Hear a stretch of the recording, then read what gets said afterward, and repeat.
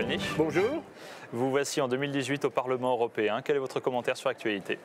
Écoutez, le premier que je ferai, c'est que ce n'est pas très original. Je présenterai mes vœux, en particulier à tous nos amis, à tous ceux qui, de façon exposée ou de façon plus obscure, mènent le combat patriotique et qui auront à le continuer au cours de cette année 2018. Qui, bien qu'étant une année sans élection, ce ne sera pas une année sans travail. Il va falloir mettre les bouchées doubles pour convaincre encore un plus grand nombre de personnes de la valeur de nos idées. Il va falloir coopérer avec nos amis étrangers. Plus que jamais au sein de ce Parlement, exercer les mandats qui nous ont été confiés, qui n'ont jamais été aussi nombreux, que ce soit à l'Assemblée nationale, ici, au Parlement européen, mais dans les assemblées locales aussi, les mairies. Il y a du pain sur la planche. Voilà, je nous souhaite un travail fructueux et assidu. Mais l'actualité doit vous inspirer d'autres commentaires. Par exemple, le décès récent de France Gall, avec qui s'en va encore un pan de l'histoire de France, après le décès de Johnny Hallyday. Oui, au risque de choquer, et avec toute la sympathie que j'ai pour cette chanteuse, cette artiste sympathique et qui a connu également beaucoup de malheurs dans sa vie et qui, comme on ne sait plus à le souligner, a émis quelques tubes, quelques airs de chansons qui resteront sans doute dans la mémoire. Je trouve quand même qu'on en fait beaucoup trop pour ce que l'on appelait autrefois les artistes de music hall. Cela ne justifie pas quelques tristesses que l'on ait de leur disparition, et tout en souhaitant évidemment qu'ils trouvent dans l'autre monde le repos éternel, mais cela ne justifie pas le fait qu'on en parle du matin jusqu'au soir pendant plusieurs jours sur toutes les chaînes de télévision. Il y a d'autres événements qui, moi je pense, auraient mérité davantage d'attention. Par exemple, si on parle de la vie, je vais vous lire quand même un texte d'une chanson de France Gall qui est très connue, n'est-ce pas? Résiste, résiste, prouve que tu existes, cherche ton bonheur partout, va, refuse ce monde égoïste. Suis ton cœur qui insiste, ce monde n'est pas le tien, viens, bats-toi, signe et persiste, résiste. C'est très exactement ce que nous essayons de faire. Mais j'aurais aimé que l'on parlât un peu davantage, par exemple, du cas dramatique de la petite Inès, atteinte d'une maladie très grave, âgée de 14 ans, que l'on veut en quelque sorte débrancher à l'hôpital de Nancy contre l'avis de ses parents, au motif qu'elle mène une vie végétative. Mais quel est le critère de la vie végétative? Il y a beaucoup de gens dont on sait qu'ils se sont trouvés dans un coma profond, et dont on sait par la suite, quand ils en sont sortis, qu'ils percevaient absolument tout ce qui se passait autour d'eux. C'est une nouvelle affaire Vincent Lambert qui pose le problème du respect de la vie.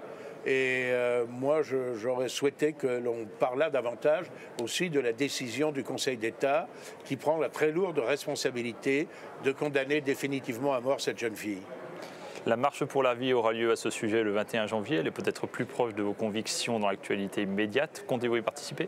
Oui, j'ai participé à plusieurs reprises à la marche pour la vie. Je ne pourrai pas y être ce 21 janvier pour une raison très précise, c'est que je tiens une réunion qui est prévue de très longue date dans le département de la Charente, où j'aurai l'occasion de parler d'ailleurs de l'accueil de la vie, du respect des valeurs familiales, etc.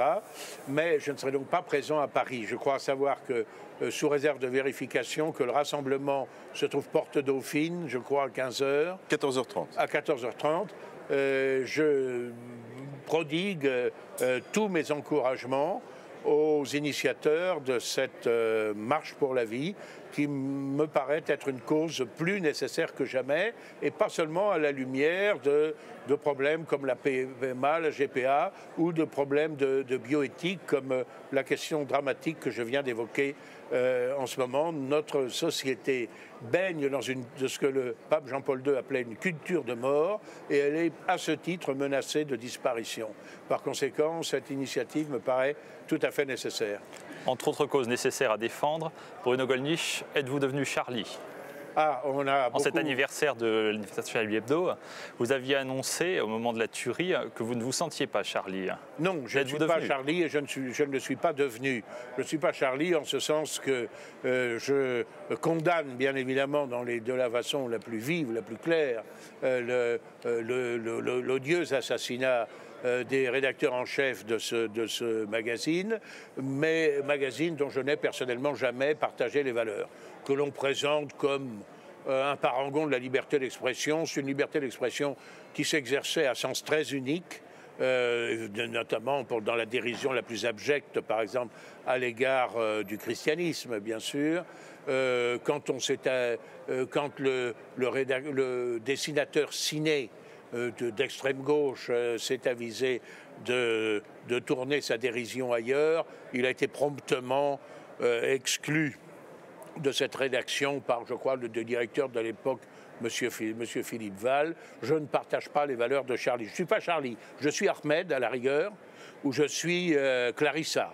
Je veux dire que je suis Ahmed Merabet, c'est-à-dire le policier qui a été tué en assurant la protection, ou en essayant d'assurer la protection de Charlie, ce magazine qui a toujours injurié, traîné dans la boue la police et la justice, bon, et Clarissa Jean-Philippe, la jeune policière d'origine antillaise qui a été assassinée par Koulibaly. Oui, là, je me sens tout à fait solidaire de ces deux personnes.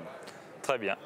Dans l'actualité plus immédiate et plus politicienne, la décision du Premier ministre affichée de baisser sur 40 000 km de tronçons routiers de secondaires la vitesse automobile de 90 km/h à 80 km/h, et ce afin de sauver des vies. Qu'en pensez-vous?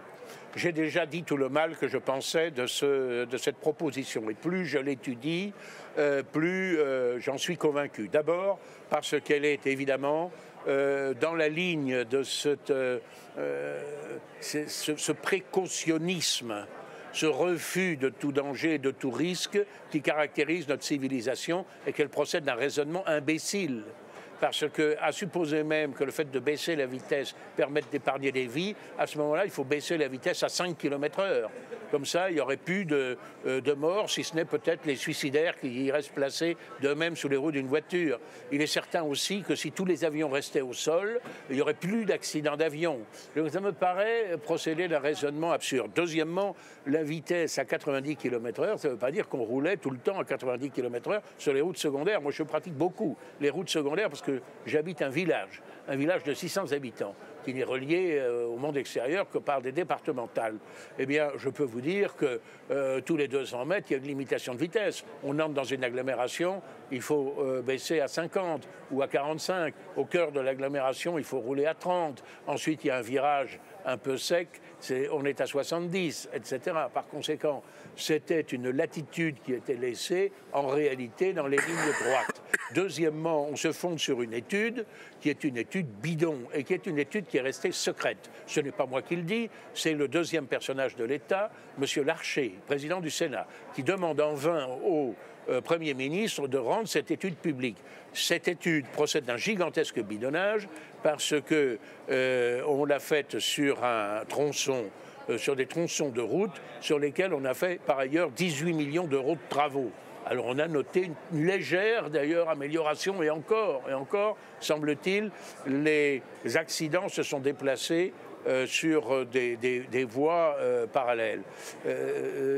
En Allemagne, la limitation sur les routes secondaires est à 100. Le Danemark vient de les relever. Mais en revanche, il y a une certitude, c'est que le fait de baisser de 10 km/h la vitesse, quand ça ne se justifie pas, ça multiplie par 4 le nombre de procès-verbaux. Et par exemple, le fait qu'on soit passé de 80 km/h maximum à 70 km/h sur le périphérique, ça a permis de multiplier les fléchages par 4. Parce que bien évidemment, quand sur le périphérique, 4 voies, dans les rares moments où il est libre, et les heures peut-être nocturnes ou autres où il n'y a personne, ben les gens roulent à 80 km/h, naturellement, et pas à 70. Bon. Et ça me paraît procéder d'une logique policière. C'est un moyen aussi de pallier l'insuffisance d'entretien des routes secondaires et de culpabiliser l'ensemble des automobilistes, et peut-être aussi de faire le jeu du lobby des assurances. Le lobby des assurances qui a supporté les indemnisations dans les accidents est évidemment préoccupé du fait qu'il y en ait le moins possible. Il faudrait fouiller un petit peu aussi de ce côté-là.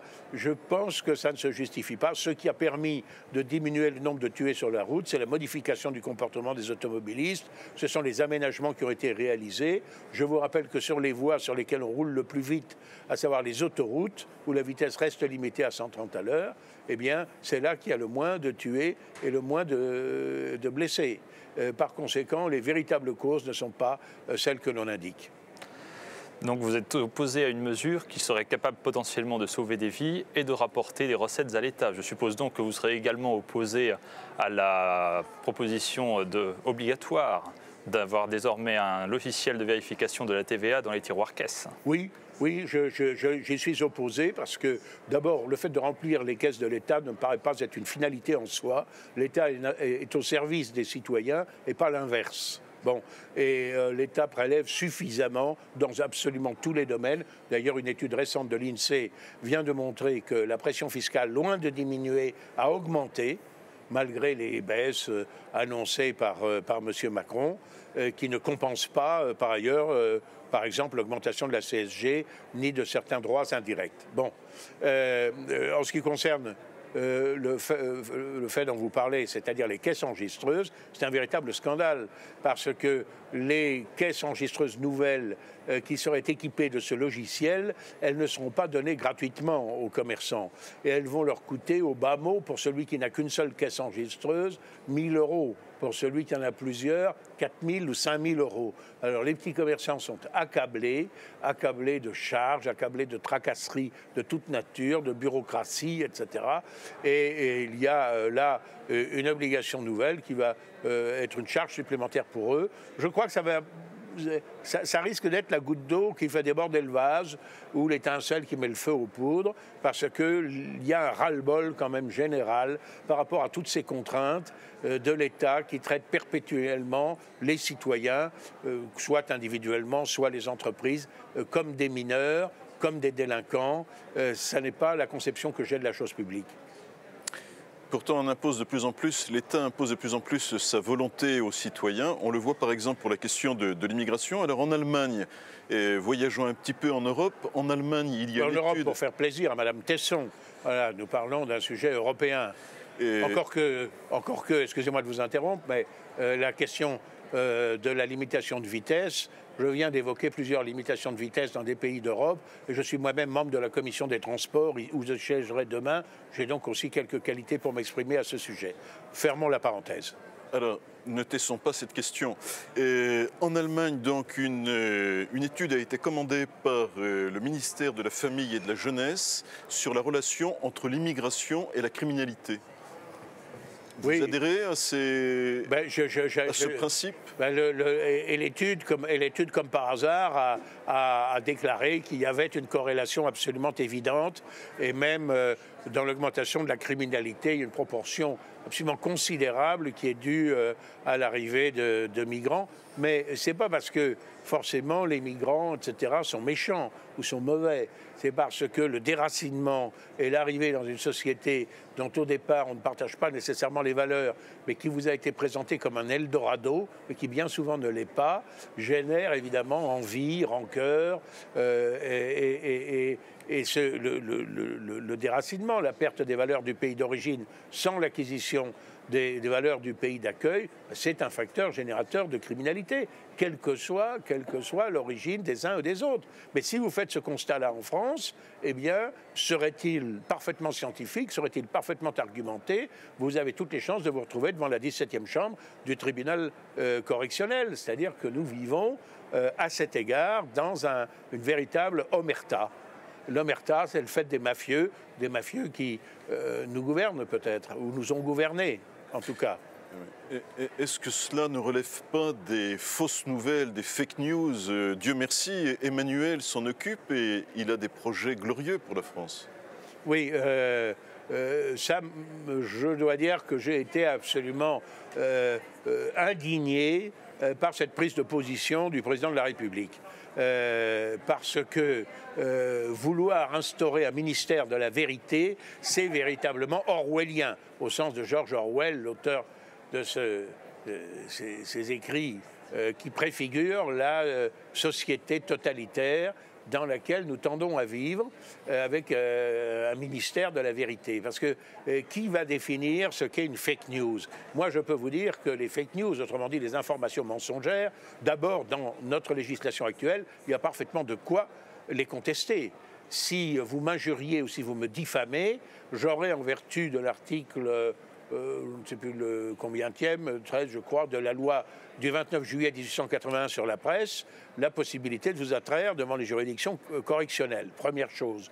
Deuxièmement, la diffamation. On dit oui, mais c'est en période électorale. Mais il y a déjà des dispositions particulières qui imposent aux tribunaux de statuer dans des délais extrêmement brefs, par voie en quelque sorte de référé, dans les périodes, lorsque la diffamation intervient en période électorale. Il y a une disposition du Code pénal qui réprime la diffusion intentionnelle de fausses nouvelles. Par conséquent, il n'est rien besoin d'ajouter à la législation existante.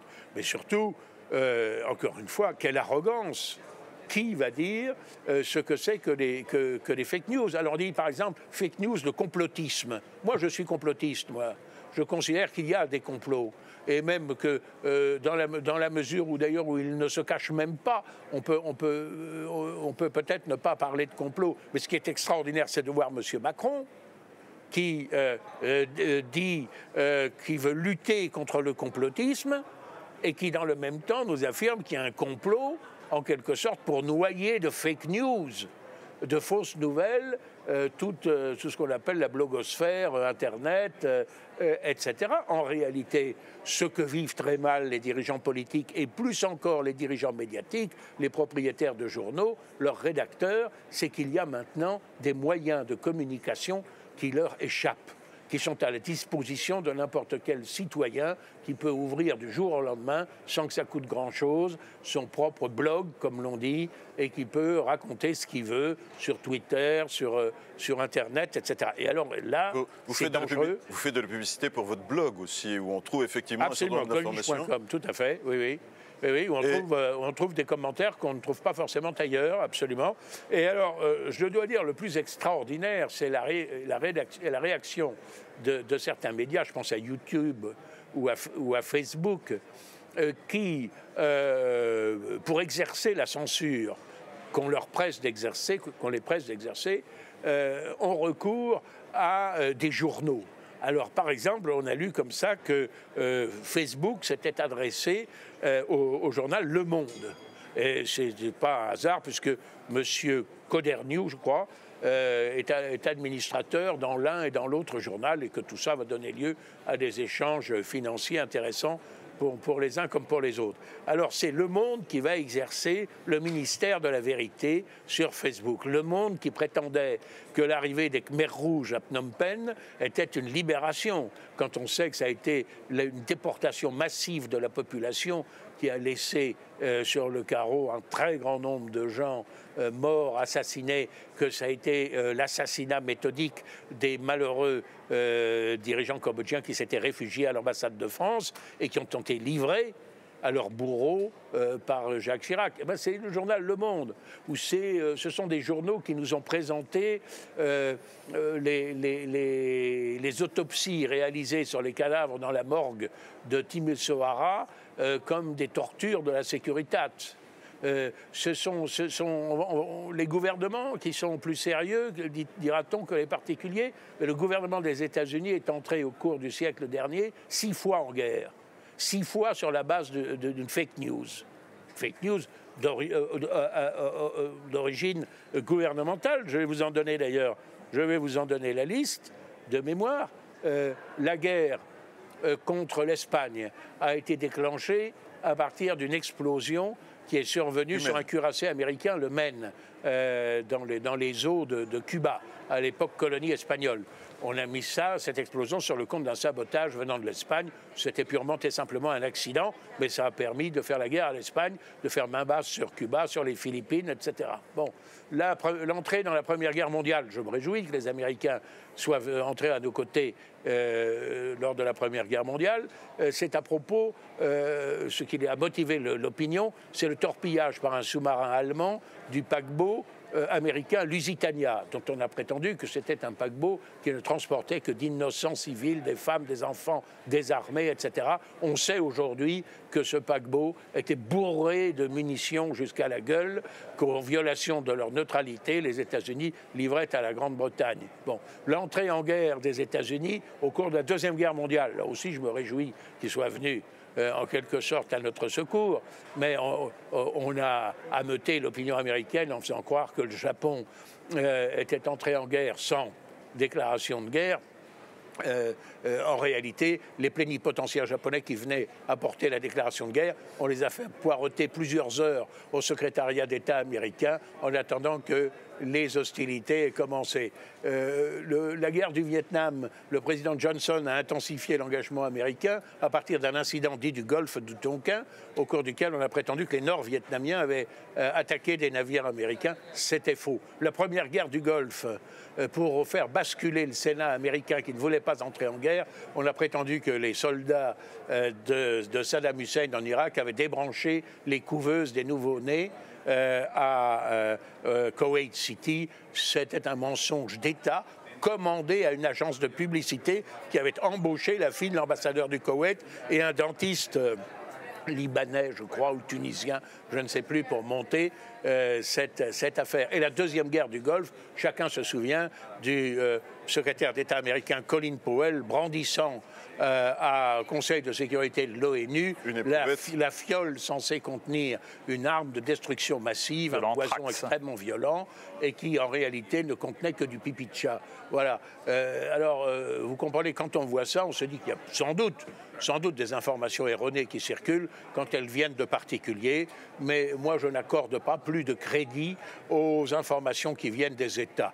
Tout doit être contrôlé soigneusement. Il faut éviter que les gens soient trop crédules, mais jusqu'à présent, ils l'ont déjà beaucoup été.